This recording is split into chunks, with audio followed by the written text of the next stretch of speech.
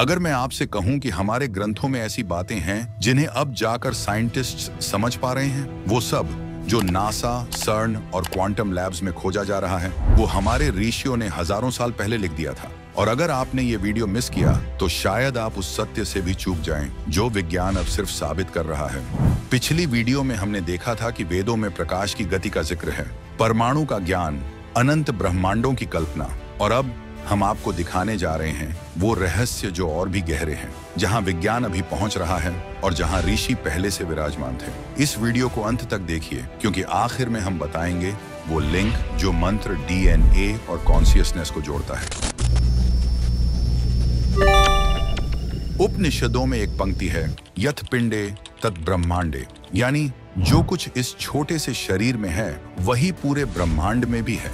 लेकिन दोस्तों, ये सिर्फ एक काव्यात्मक पंक्ति नहीं है, ये एक ब्रह्म विज्ञान है जिसे आज की आधुनिक क्वांटम फिजिक्स अब जाकर समझ पा रही है। विज्ञान कहता है, जब आप एक कण को देखते हैं तभी वह अस्तित्व में है, वरना वो सिर्फ संभावना है, संभाव्यता में बसा हुआ। इसे कहते हैं ऑब्जर्वर इफेक्ट। और उपनिषदों ने हजारों साल पहले ही कहा था, दृष्टा ही सृष्टा है, जिसे आप देख रहे हैं वही आपकी दुनिया बन रहा है।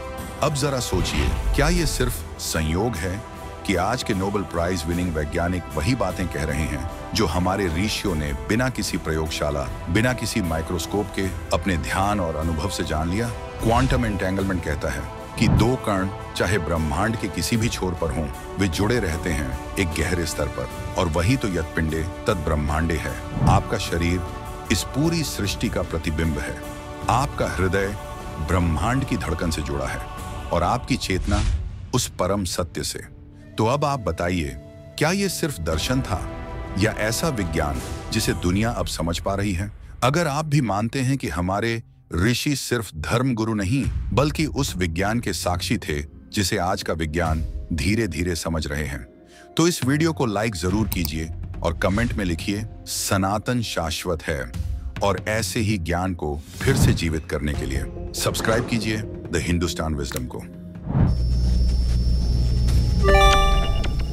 क्या आपने कभी सोचा है कि हजारों साल पहले लिखा गया एक पौराणिक प्रसंग आज के आधुनिक विज्ञान के सबसे जटिल सिद्धांत से मेल खा सकता है? चलिए आपको ले चलते हैं महाभारत की ओर। एक समय की बात है, राजा काकुडमी अपनी पुत्री रेवती के लिए एक योग्य वर की तलाश में थे, लेकिन उन्हें कोई ऐसा नहीं मिला जो रेवती की तरह तेजस्वी, बुद्धिमान और दिव्य गुणों से युक्त हो। तब उन्होंने निर्णय लिया कि वो स्वयं ब्रह्मा जी के लोक में जाकर उनसे सलाह लेंगे, और सच में राजा काकुडमी और रेवती ब्रह्मलोक की ओर प्रस्थान कर गए। ब्रह्मा जी के दरबार में पहुंचने पर वहां एक संगीत सभा चल रही थी। राजा ने कुछ पल प्रतीक्षा की और जब सभा समाप्त हुई, उन्होंने ब्रह्मा जी से अपने प्रश्न पूछे। ब्रह्मा मुस्कुराए और बोले, राजन, जब तक तुम यहाँ प्रतीक्षा करते रहे, पृथ्वी पर हजारों वर्षों का समय बीत चुका है। जिन राजाओं को तुमने वर के रूप में सोचा था, वे अब इस पृथ्वी पर हैं ही नहीं। आपने ध्यान दिया, राजा और रेवती को वहां केवल कुछ पल लगे, लेकिन धरती पर हजारों साल बीत चुके थे। अब आइए समझते हैं इसका वैज्ञानिक पक्ष, टाइम डायलेशन। आज अल्बर्ट आइंस्टाइन के सिद्धांत थ्योरी ऑफ रिलेटिविटी के अनुसार जब आप किसी उच्च गति या किसी अन्य आयाम में जाते हैं तो समय आपकी तुलना में धीरे बीतता है, जबकि धरती या स्थिर आयाम में समय सामान्य गति से चलता रहता है। इसे कहते हैं टाइम डायलेशन, जिसका सीधा उदाहरण है, गति या गुरुत्वाकर्षण जितना अधिक होगा, पर्यवेक्षक के लिए समय उतना ही धीमा होगा। ठीक यही हुआ रेवती और काकुडमी के साथ। वो ब्रह्मलोक नाम के एक अलग आयाम में गए जहां समय की गति अलग थी। जब वे लौटे, धरती पर हजारों साल बीत चुके थे। क्या इसका अर्थ यह है कि टाइम ट्रैवल संभव था? क्या हमारे ग्रंथ केवल कल्पना है या फिर उनमें वो ज्ञान छिपा है जिसे विज्ञान अब समझने की कोशिश कर रहा है? विज्ञान आज मानता है कि टाइम ट्रैवल सैद्धांतिक रूप से संभव है, ब्लैक होल्स, वर्म होल्स और लाइट स्पीड मोशन में। लेकिन महर्षियों ने बिना किसी टेलीस्कोप, बिना किसी रॉकेट, सिर्फ ध्यान और अनुभव से इस सिद्धांत को कहानी के रूप में समझा दिया। ओम, ये सिर्फ एक आवाज नहीं है, ये एक कंपन है, एक ब्रह्मांडीय स्पंदन जो आपके शरीर, मन और आत्मा को गहराई से स्पर्श करता है। जब आप आंखें बंद करके ओम का उच्चारण करते हैं तो ऐसा लगता है मानो बाहर की आवाजें धीमी हो जाती हैं, लेकिन भीतर की चेतना तेज हो जाती है। लेकिन अब जरा रुकिए, क्या आप जानते हैं कि आधुनिक विज्ञान भी अब ये मान रहा है कि ध्वनि सिर्फ कानों से सुनी जाने वाली चीज नहीं है, बल्कि एक ऐसी ऊर्जा है जो आपकी कोशिकाओं, डीएनए और ब्रेन वेव्स तक को प्रभावित कर सकती है। आज के वैज्ञानिक, विशेष रूप से साउंड बायोलॉजी और एपिजेनेटिक्स के शोधकर्ता, कहते हैं कुछ साउंड फ्रीक्वेंसीज जैसे 528 हर्ट्ज, 432 हर्ट्ज डैमेज डीएनए को हील करने और शरीर में उपचार प्रतिक्रियाओं को सक्रिय करने में मदद कर सकती हैं। यानी ध्वनि से शरीर को हील किया जा सकता है। अब सोचिए, हमारे ऋषियों ने हजारों साल पहले ही इसका ज्ञान पा लिया था। उन्होंने ओम, ह्रीं, श्रीं, क्लीं जैसे बीज मंत्रों की खोज की, जो सिर्फ जपने के लिए नहीं थे, बल्कि शरीर के अलग अलग ऊर्जा केंद्रों को संतुलित और सक्रिय करने के लिए थे। जब आप गहराई से ओम बोलते हैं तो उसमें 3 ध्वनि तरंगें होती हैं। अ, उ, म। अ आपके नाभि से शुरू होता है, उ आपकी छाती और गले में कंपन करता है, आपके सिर और सहस्रार चक्र को स्पंदित करता है। यह सिर्फ एक ध्वनि नहीं, पूरे शरीर को रेजोनेट करने वाली एक जीवन ऊर्जा है। और यह वही तकनीक है जिसे आज साउंड थेरेपी के नाम से लोग सीख रहे हैं।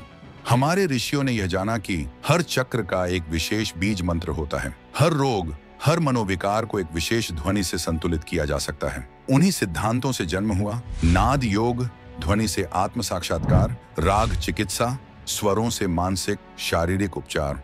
यह सब कोई भक्ति आधारित ढांचा नहीं था, यह एक वैज्ञानिक और अनुभूतिपरक चिकित्सा प्रणाली थी।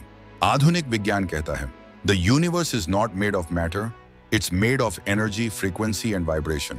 ब्रह्मांड पदार्थ से नहीं बना है, यह ऊर्जा, आवृत्ति और कंपन से बना है। ओम उस ब्रह्मांडीय कंपन की भाषा है। जब आप इसे उच्चारित करते हैं, आपके ब्रेन वेव्स धीमी हो जाती हैं, आपका नर्वस सिस्टम शांत हो जाता है, आपका शरीर हीलिंग मोड में प्रवेश करता है और सबसे जरूरी, आपका अस्तित्व ब्रह्मांड की लय से जुड़ जाता है। तो अगली बार जब आप ओम का उच्चारण करें तो उसे केवल शब्द मत समझिए, वो एक चेतना है, एक कंपन है जो आपकी आत्मा को ब्रह्मांड की गति से जोड़ता है। ओम केवल जप नहीं, अनुभव है, और ये अनुभव ही आपकी सबसे बड़ी औषधि बन सकता है।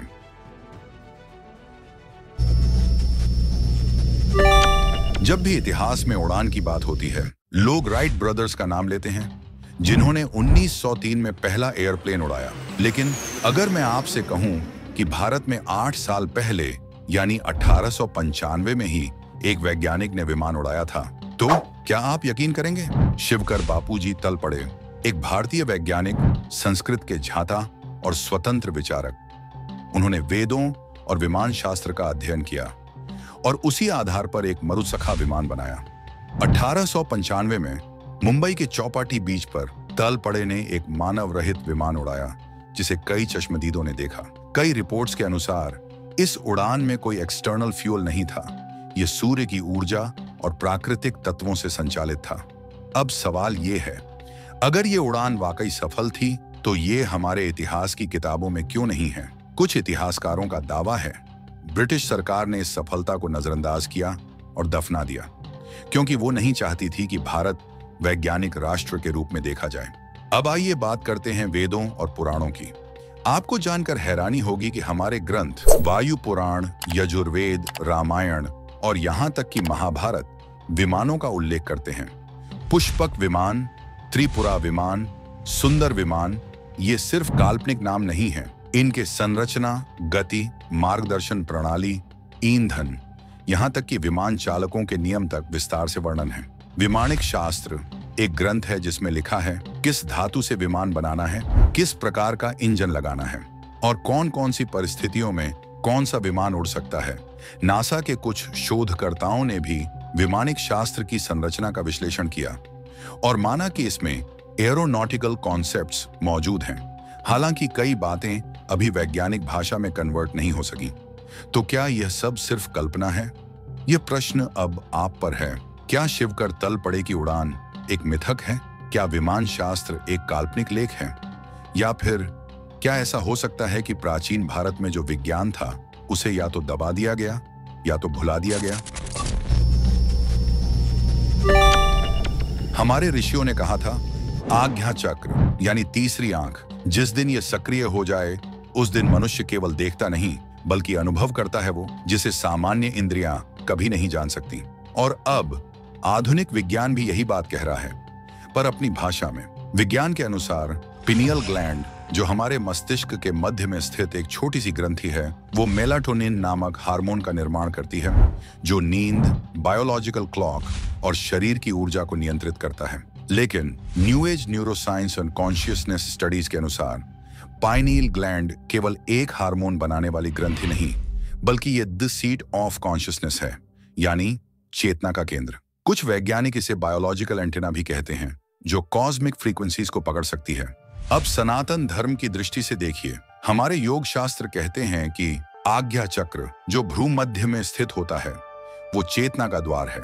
जब साधक ध्यान, प्राणायाम, ब्रह्मचर्य और मंत्रों से इस चक्र को जागृत करता है, तो उसकी तीसरी आंख खुलती है। तब वो केवल देखता नहीं, बल्कि अनुभव करता है परम सत्य, आत्मा, ब्रह्मांड और परमात्मा के बीच के अदृश्य संबंध को। आज न्यूरोसाइंस कहती है पाइनल ग्लैंड में क्रिस्टल्स होते हैं, जो इलेक्ट्रिक वेव्स को समझ सकते हैं।